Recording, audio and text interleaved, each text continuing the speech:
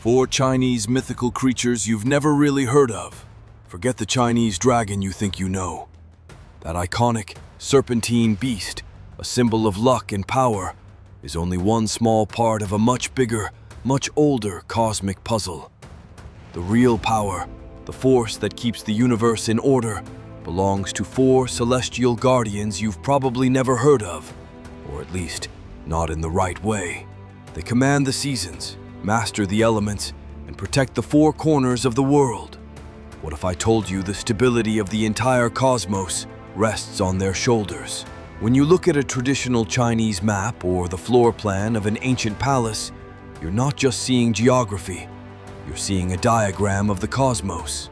At the heart of this cosmic blueprint are the 4 symbols, or Xixiang. These aren't just random monsters from a storybook. They are divine creatures that appear among the Chinese constellations, each one guarding a cardinal direction. For thousands of years, they've been the foundation of Chinese philosophy, astronomy, and spirituality. An old saying sums it up perfectly. Azure dragon left, white tiger right, vermilion bird front, black tortoise back. Each of these beings is tied to a direction, a season, an element, and even a color, creating a beautiful and complex system of universal balance. They're the divine machinery that keeps everything in harmony. Part 1. The Azure Dragon of the East. Let's start in the East, with the rising sun, new beginnings, and the season of spring. This is the turf of the Azure Dragon, or King Long. As the guardian of the East, the Azure Dragon embodies the element of wood, representing growth, fresh starts, and that vibrant explosion of life after a long winter. Think of the energy of a forest waking up, of new shoots breaking through the soil. That's the power of the King Long. In Chinese tradition, this isn't just any dragon. It is a celestial dragon god, a symbol of unmatched strength, prosperity, and divine protection.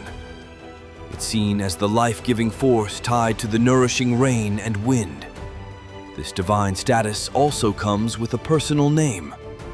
In Taoism, where the 4 symbols were given human-like personas, the Azure Dragon is known as Mengjiang. This is not the kind of dragon you see hoarding gold or fighting knights. The King Long is a pillar of the cosmos, a fundamental force holding up the sky. Its influence is so deep that ancient Chinese astronomers mapped a whole section of the night sky in its name, with 7 constellations forming the shape of a dragon in the eastern sky.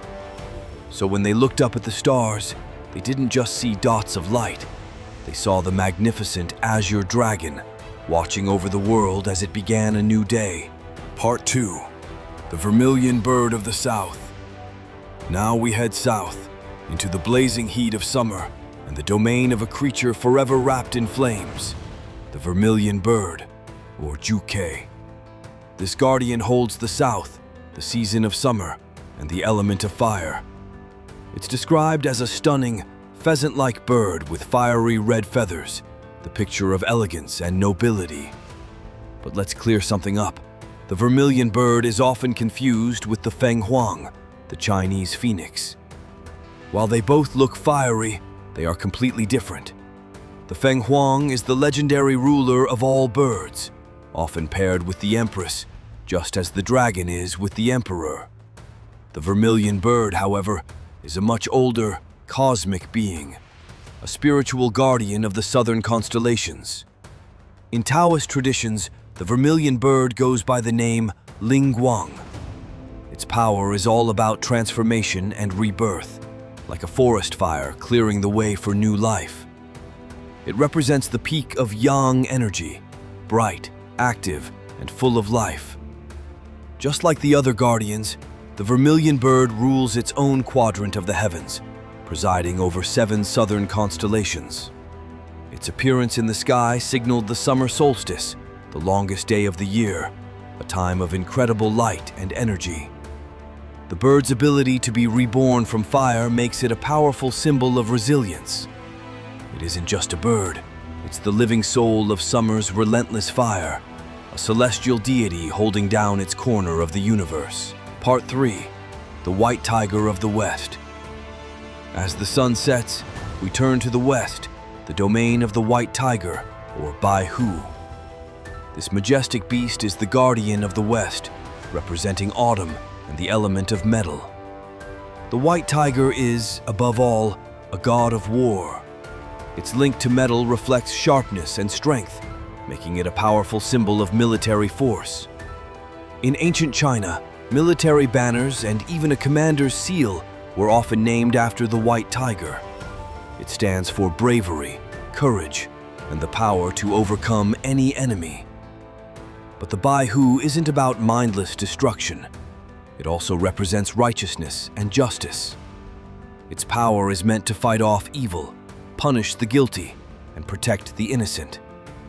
In ancient tombs, the White Tiger was often carved onto doors alongside the azure dragon to shield the dead from evil spirits.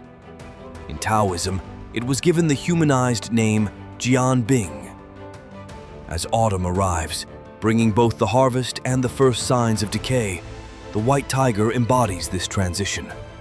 It represents the disciplined power needed to reap what you've sown and the solemn duty of keeping order. While the dragon is about creation, the tiger is its protective counterpart, a fierce warrior maintaining the moral balance of the cosmos from its post in the western sky. Part 4. The Black Tortoise of the North. Finally, we travel to the north, into the deep cold of winter, and meet the most mysterious of the four, the Black Tortoise, or Xuanwu. Representing the north, winter, and the element of water, this guardian is more than just a tortoise. It's almost always shown as a tortoise wrapped in a snake. This strange hybrid, sometimes called the Black Warrior, symbolizes a perfect union of opposites. The tortoise stands for longevity, stability, and defense, its shell an unbreakable shield. The snake, on the other hand, represents wisdom and flexibility. Together, they embody the resilience needed to survive the harshest season. While the dual creature image is ancient, one fascinating Taoist legend explains its divine status. A prince, seeking to become a god, had to purge his mortal body. His stomach and intestines were removed, but they transformed into a demon tortoise and snake that tormented the people. After achieving divinity, the prince, now the god Xuanwu, returned and subdued the monsters. When they showed remorse, they became his loyal generals. This story gives the Black Tortoise its deified identity, known in Taoism as Ji-Ming. As ruler of all shelled creatures, Xuanwu's domain is the deep, mysterious waters and the quiet stillness of winter. It's a symbol of long life, wisdom, and the stable foundation everything else is built on. These four guardians create an incredible system of balance, a story written in the stars and reflected in the natural world. If you find these hidden histories as fascinating as I do, hit that subscribe button and ring the bell for more deep dives into mythology. Now I have to ask, which of the four celestial guardians do you connect with most? The creative dragon, the fiery bird, the righteous tiger, or the wise tortoise? Let us know in the comments. Part 5. The Unseen Center, the Yellow Dragon. But wait, a structure with four corners needs something in the middle to hold it all together. While the four guardians protect the cardinal directions, a fifth, even more powerful creature sometimes presides over the center, the Yellow Dragon, or Huanglong. This creature wasn't always part of the original group. It was a later, imperial addition that represents the fifth Chinese element, Earth, and the center of the cosmos itself. The Yellow Dragon is said to be the incarnation of the legendary Yellow Emperor, Huangdi, one of the most important figures in Chinese mythology. Legend says that at the end of his reign, the emperor transformed into this dragon and ascended to the heavens. Because of this direct link to the ancestor of Chinese civilization, the Yellow Dragon became the ultimate symbol of the emperor's power. Its color, yellow, corresponds to the yellow earth of China's central plains and was a color reserved only for the emperor. Unlike the other four, the yellow dragon doesn't just guard a direction or a season. It is the pivot point around which the entire celestial system turns. It embodies wisdom, imperial authority, and the very ground beneath our feet. The yellow dragon reigns over the four symbols, a divine sovereign ensuring that the seasons and the cosmos remain in perfect harmony. Conclusion.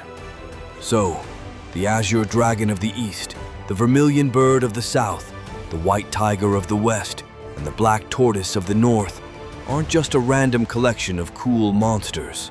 They are the Xi Xiang, the four symbols, a deep and elegant system of cosmic order. Together with the yellow dragon at the center, they represent the perfect dance of elements, seasons, and directions that ancient Chinese philosophers saw in the world around them and the stars above. This wasn't just mythology. It was a blend of science, religion, and a way of life that shaped everything from architecture to government. These guardians show us that in this ancient worldview, nothing stands alone. Every force has a counterforce, every direction has a protector, and every element has its place in the great cycle of life. So next time you see a Chinese dragon, take a closer look. You might not be looking at just any dragon.